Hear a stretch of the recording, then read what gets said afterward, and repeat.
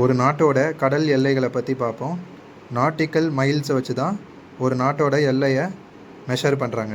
ஒரு நாட்டோட கடல் எல்லை 12 நாட்டிக்கல் மைல் ஆகும்.